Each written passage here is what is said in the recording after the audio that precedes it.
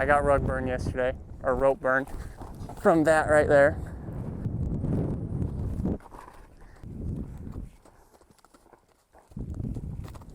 I'm just gonna keep doing it.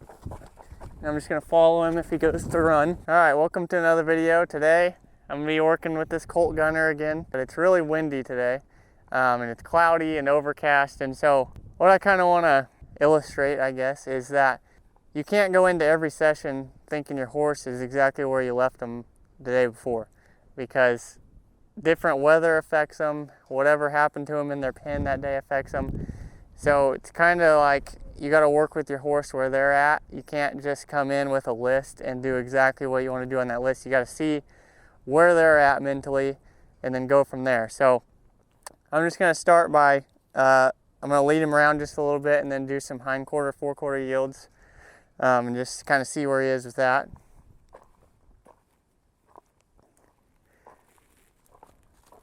I've started to get a little tighter with the hindquarter yields, so he's really stepping over and not going forward as much. And then coming out of that, leading his front end. And so yesterday, I started tossing a stick and string over his back, and that kind of bothered him. And so he would try and leave, and then I could put a stronger feel on the halter and get him to step off. So hopefully that put in some depth of understanding with the halter. Because before then, he hadn't really tested it at all. And so it had just been me just pulling him around, and he was pretty light. So it was a good test yesterday. So it'll be interesting to see how he is today, if he tries to pull away or not. But he's really light off the halter right now. So I think what I'm going to do now is get my stick and string, and I'm just going to ask him to do some forequarter yields with that, and then work on doing a little bit of a circle, a small circle, and then we'll go from there. So I have done this. I did it a little bit in the last video with the flag. I got no flag this time. But kind of what his biggest problem is he wants to leave after stepping over. And so I'm just gonna want him to not leave and to stop moving when my intention goes down or goes away. So I'm gonna get away from the camera here a little bit. So I think what I'm gonna do is I'm gonna flow in between hindquarter yields and that forequarter yield so that he's a little less likely to walk off, and then if he does, I can just go into a hindquarter yield and get him to stop going away. So this is from a different angle that we haven't practiced as much. There he steps off, so I'm just gonna let him go. And then if he wants to keep going, then I'm gonna ask him to keep moving that front end over, because he can't go forward if I'm asking him to pivot on his hind feet or hind legs.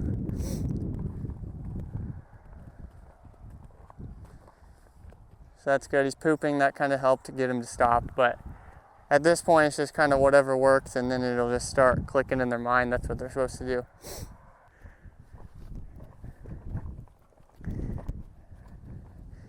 So there, he just wanted to go forward, but he wasn't like going the complete opposite way, away from me and pulling on the halter, which is good.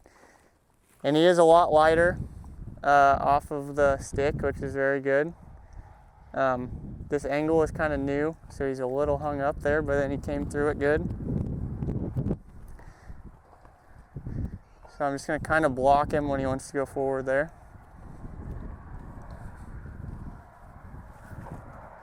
Now be careful not to get in the kick zone either when he goes to go forward. So I'm just kind of, when he goes forward, I'm going to start trying to block him with the stick.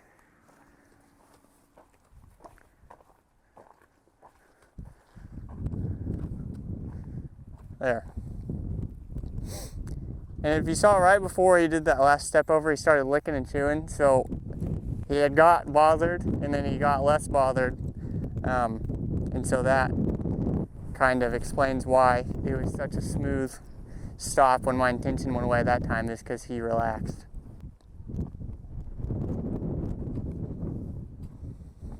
Very good. I'm gonna rub him. It's important after getting them to yield off your tools and stuff to also go back and rub them with them so that they stay okay with the tool and stay friendly with it. Like he kind of flinched just now when I lifted that up. So it's just a balancing act of going from yielding to confidence building.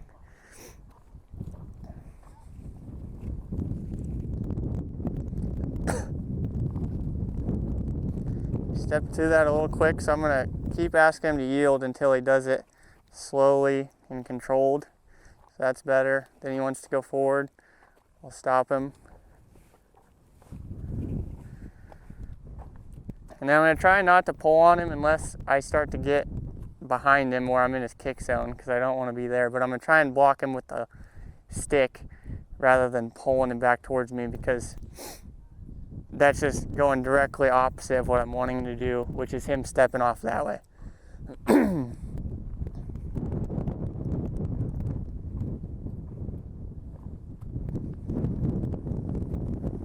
That was pretty good. It's a lot more controlled. So then now I'm going to not have any intention and just touch him.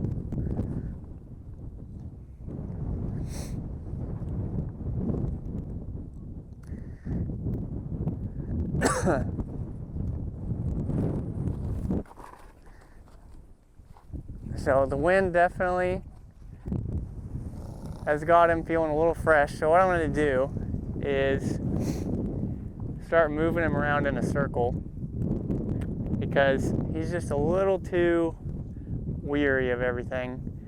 And if I just keep doing slow stuff, it's not really going to fix the issue. Like, if I do something a little faster, it'll kind of get him breathing a little bit, and he'll kind of snap out of it. Or, well, that's not really a good way of putting it, but it'll just kind of get his heart rate up, and then once he stops, to relax. It's like if you are stressed out at work all day, and then you go run, most likely you're going to be more relaxed after that than if you hadn't gone and ran.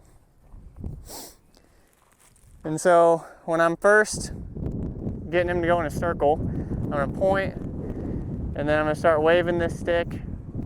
If he doesn't go anywhere, then I'll touch him until he steps off. Then he kind of went forward, so I'll just give him that. And as I do this more, I will not release to just that, but I'll make him do more of a forward steps. So first I'm just going to let him walk so that I'm not just chasing him around and getting his adrenaline going. The whole goal is for them to be relaxed, and so you gotta just get them slightly on the edge of not relaxed and then bring them back. So I can't use a whole bunch of pressure all at once, or that will flood him, and it'll just take forever to bring him back to being relaxed.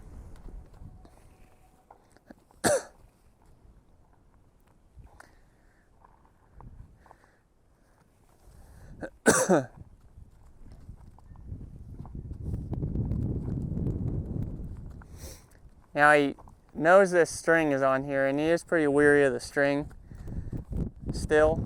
So I think that's why he's kind of side-eyeing it right now. Here I just want him to go forward. So I'm not going to release pressure until he goes forward.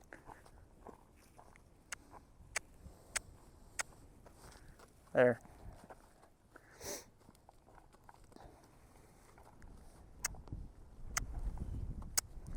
Now I'm going to ask him to trot.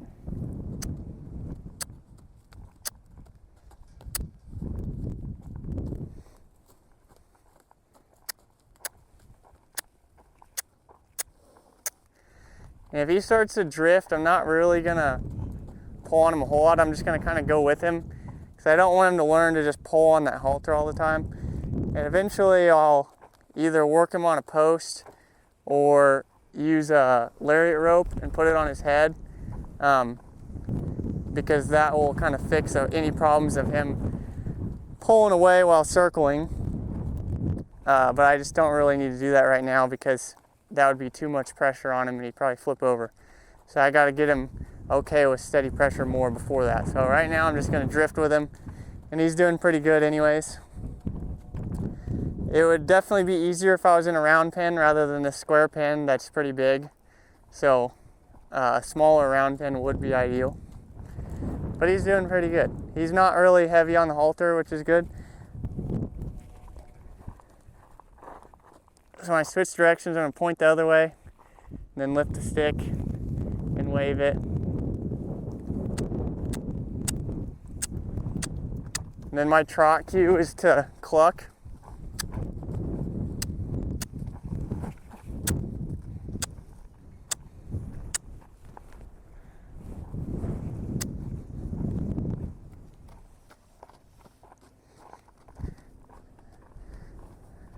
So he's not very relaxed right now, so what I'm going to start doing is switching directions more. Instead of him just running around being anxious, because they can do that forever, especially trotting. Like, he'll just trot around and be anxious forever unless I interrupt him by asking him to do something else while circling. But if you also notice, I didn't go right to circling right in the beginning, because it's really easy for people to just come out here and circle their horse forever and ever, and they just do circle after circle after circle, and that's not getting to your horse's mind. That's just wearing them out, and that's not what I like to do. So as much as I can, I'm going to try and access his mind even while I am circling.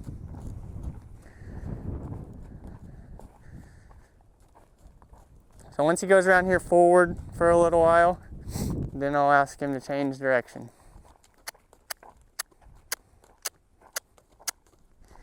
But if he's wanting to stop and turn around and go the other way, then I'm not going to ask him to change direction then.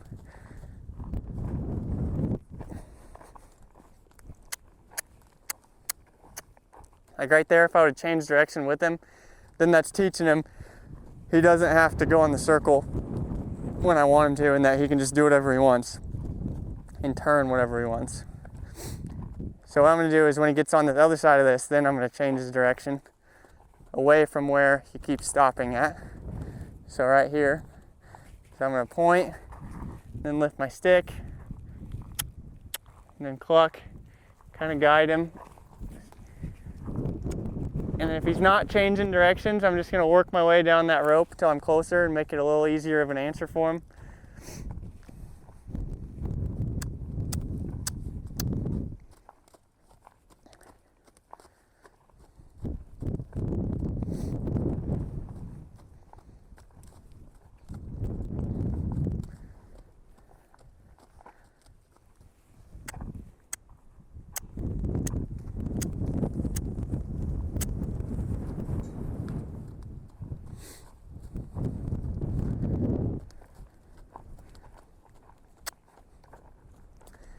I'm probably not going to ask him to lope right now, because that just goes back to the, if I was in a round pen, it'd be a lot different. I would ask him to lope, but he would just pull away if I did it right now. And I don't want to teach him that.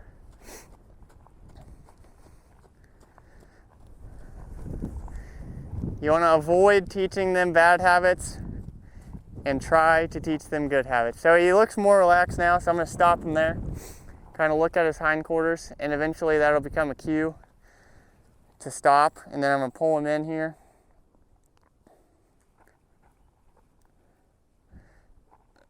He has a very strong head and neck, or maybe I'm just very little, but kind of pulls me around a little bit.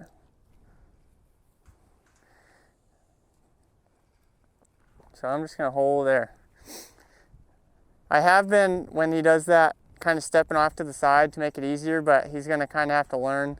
Like, I have to keep progressing him forward and doing harder things, and so I'm going to start pulling more straight on and him have to come off of it.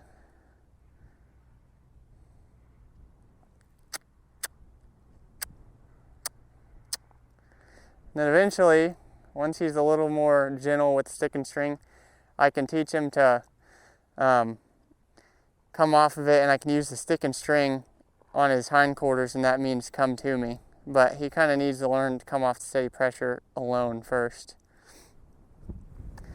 So I'm going to lead him around again. And I have noticed whenever he gets anxious, right after that he leads worse. I mean, that makes sense, but it's just one observation I've had. So what I'm going to do is just kind of get him relaxed again, do some hindquarter yields. And like I was kind of talking about in the beginning of the video, is you got to work with them where they're at and not where they were yesterday. Yesterday, it was a perfect day. It was sunny, no wind, and he did pretty good for all this stuff, at least, that I'm doing. So if I would have just came into today based off of yesterday, then I would flood him and he'd be going nuts right now. He'd be on adrenaline. So I have to do less pressure today, or start with less, and just go about it differently. And so even if I only get back to where I was at the beginning of yesterday, that would be an improvement from today. So you're not trying to improve off of yesterday, you're trying to improve off of today.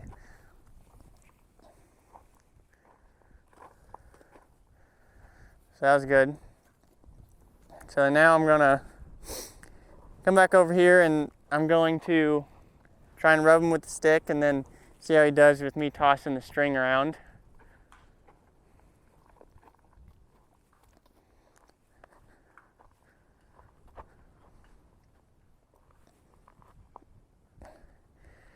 So he does need to start coming off this better.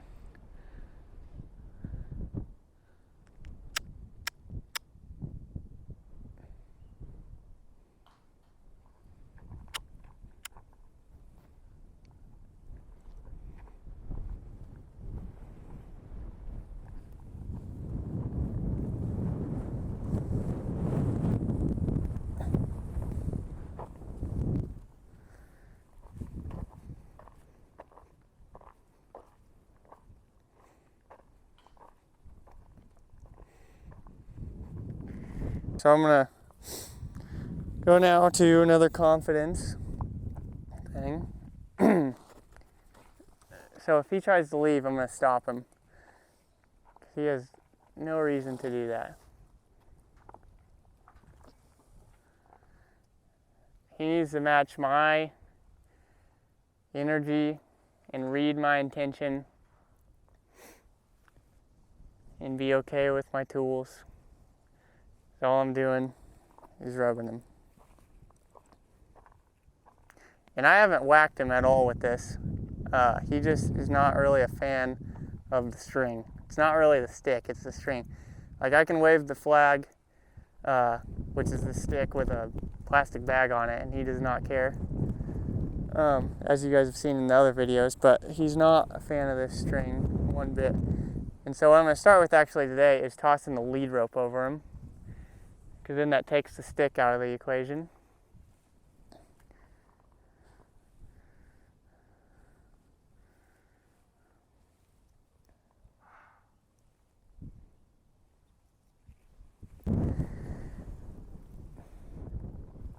I'm just going to introduce this slowly and not go to just straight tossing it up over him. Because I know if I do that, he is going to pull away, and I don't really want to teach him that. See right there, I just barely tossed it on his back and he tucks his butt. He's very defensive about his butt. That was where the stick and string had the most problems yesterday. So I'm basically just going to do this until he does not react. And then there he goes to leave, and I'm going to stop him. And then right back to it. And so I kind of got to just work through some of this safely. See right there, I was real close to his kick zone. So I got to avoid that and get him pulled around before that happens. Ideally I'd have gloves, which I forgot to put them on, but I got rug burn yesterday, or rope burn, from that right there. And so I'm going to take a little pressure off again, introduce him to it. a little more. I got curious, so I'm going to take it away. And this is kind of where that checklist comes into play. If I just come in here and say, I'm going to toss this all up on him, get around his butt, all that, then that is going to get me in trouble because I'm not taking into account where he's at. So, yes, I want to be able to toss this over him right now, but he can't even handle me just lifting it up without him getting scared. So I need to get him okay with that first. See, he's already scared of it. I'm going to stop him. Just rub him with it.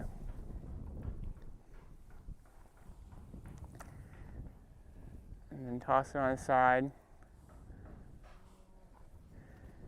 And ideally, one of these times me doing this, he's going to not react, and then I'm going to take the pressure away. So right there, that was better, so I'm going to take the pressure away.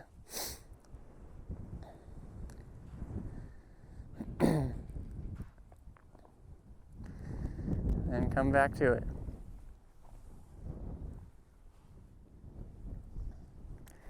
But if he goes to run off and he completely whirls around, I'm basically going to slide to the end of my rope, and then I'm just going to follow him. Because if I try and stop him when he's turned completely around and then he pulls away from me, then that's starting to teach him to pull away. And I don't really want to do that. So I'm going to try and hold on and just follow him until he has to stop because of the pin.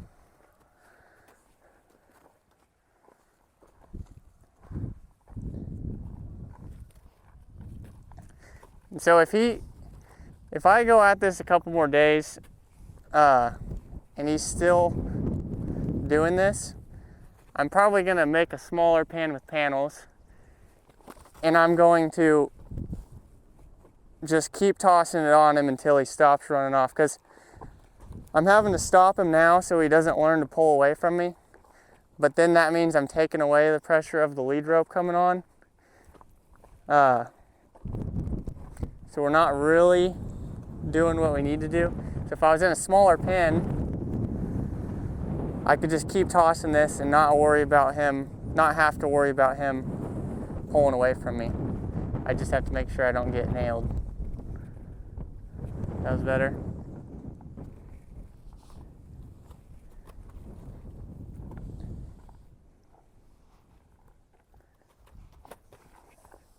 Now I kind of have him trapped in there. That's not really ideal, because I kind of want to give him a place to go so that it's not through me and he doesn't get as claustrophobic.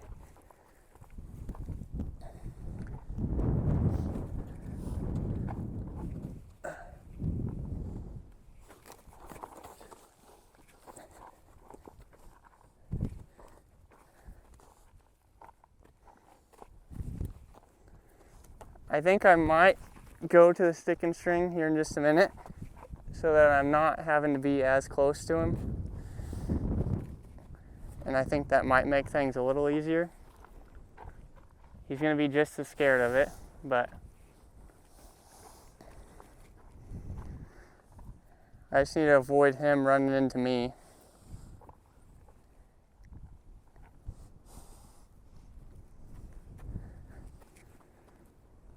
Okay, I'm going to do that right now, actually.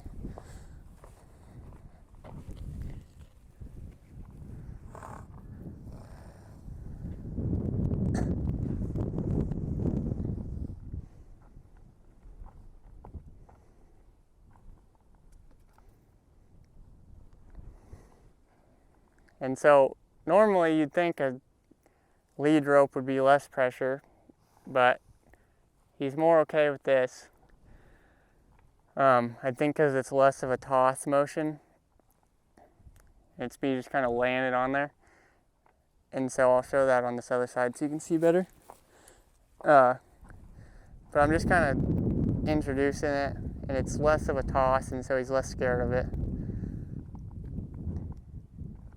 Which normally every time I've done this, a lead rope has been less pressure than this stick, but for whatever reason, he's less scared of this.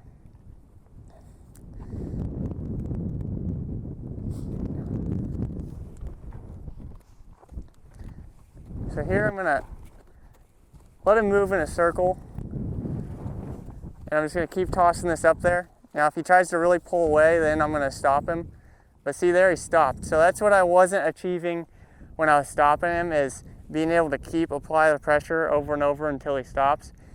And so by letting him go in that circle, he has somewhere to go, but I'm still applying the pressure. And then when he decides to stop, then the pressure goes away, and it's way more clear than when I'm tossing it up there, then he runs off, then I stop him, because that just kind of disconnects it all. Whereas what he just did, it was all connected, and it's going to be easier for him to understand in his head.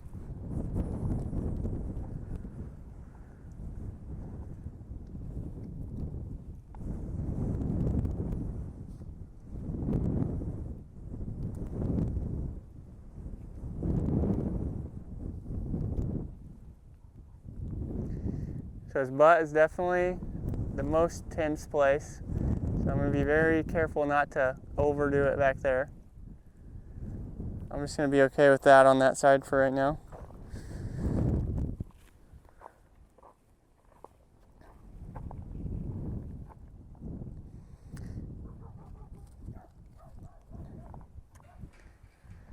And his left side, if you guys remember, has always been tougher, but I've been doing more on his left, so his left is kind of evened out.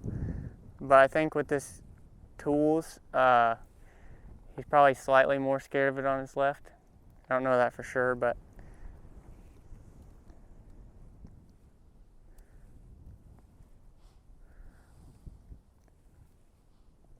so I also want to avoid the leather piece on the end of my string whacking him, because that's just going to make him think I'm asking him to leave, and it's going to scare him. So another good thing about this is he is coming off the pressure when I go to stop him. He pulled away from me one time yesterday because he got completely turned and he just ran straight away from me and he burned my hand. But then after that, I was able to stop him every single time. And so he has learned to come off of that, which is nice.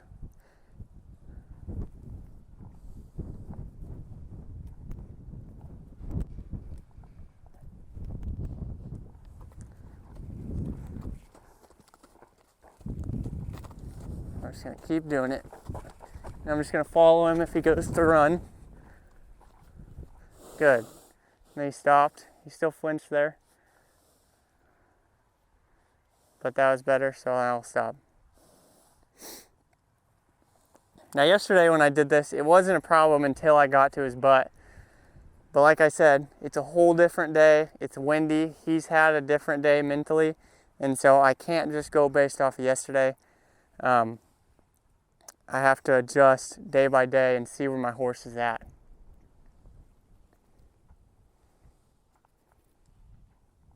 That was good. That kind of went around his back leg. That went around his butt.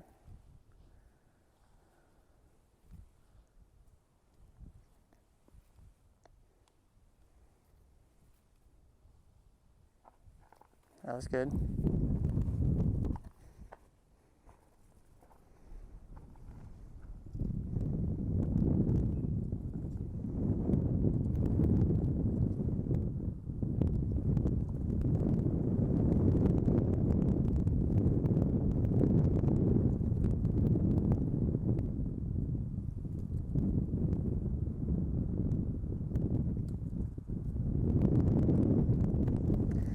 So what I'm not going to do today is toss this all the way over his back, because that's going to make him flip out again. But that's kind of the next big step. But he needs to get really okay with this. Not really okay, but just to where he's not trying to run off when I just toss it towards his butt. And then I'll start tossing it over the top of him. If I was in the smaller pen, maybe I could just go for that now. But I'm not going to do it out here, and that would just be on the verge of flooding him. I've mentioned Ryan Rose before, but I previously worked for him. He used to always say, or he still does say, that whatever you're asking him to do, it can challenge him, but it has to be achievable. So you kind of have to make a judgment on your horse and decide what you think is achievable for them. And maybe at first it's kind of shot in the dark on if it is achievable or not. But then after that, those first couple times, you make a judgment and you can decide you need to do less, you need to do more, and then just kind of go from there. But it's never going to be a perfectly constant path. There's going to be ups and downs. Certain things are going to be harder, certain things will be tougher, and then you just got to adjust with your horse and work with him so that he can, as a whole, progress. Even though it can go up and down, it's still going to be going forward and up. So I think to kind of end this session, I'm going to do just some more leading him around and rubbing on him. Just kind of to do things slow now that he's more relaxed with that stick. That was kind of the hard thing for today, so I'll close it out with an easier thing. So I'm just going to try and get his hindquarters unlocked again, and then get his front end unlocked.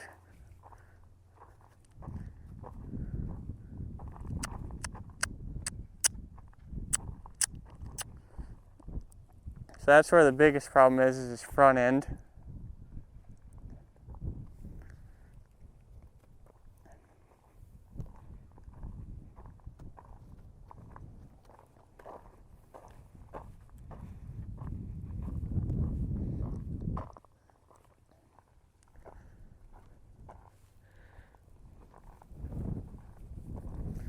I'm just kind of working him loose, getting him to come down again. His head dropped there, that's good.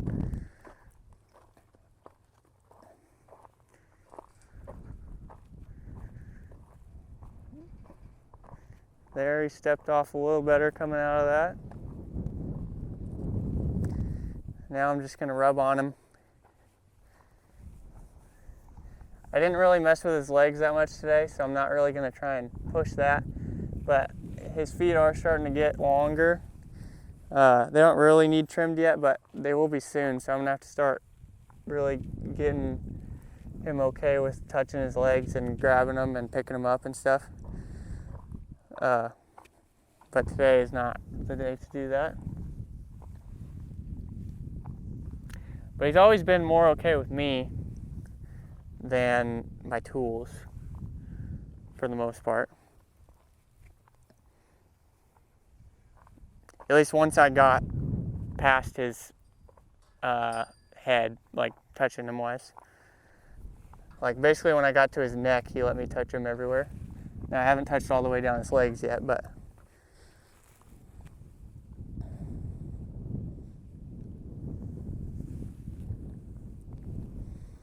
and as you can see, he has all these burrs in his head, and so I'm gonna have to be able to get those out. I can get these out probably now, but I'm gonna have to get him used to spray for some detangler. And he's still not really okay with his ears being touched. That was actually better than what it has been.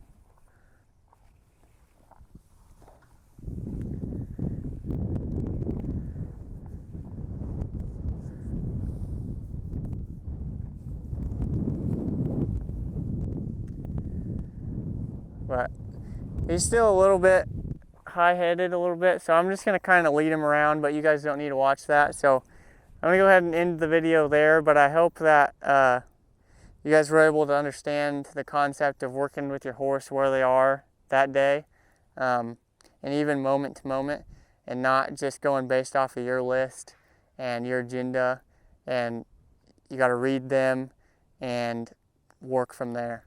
So hope you enjoyed it, hope you learned something, and I'll see you in the next one.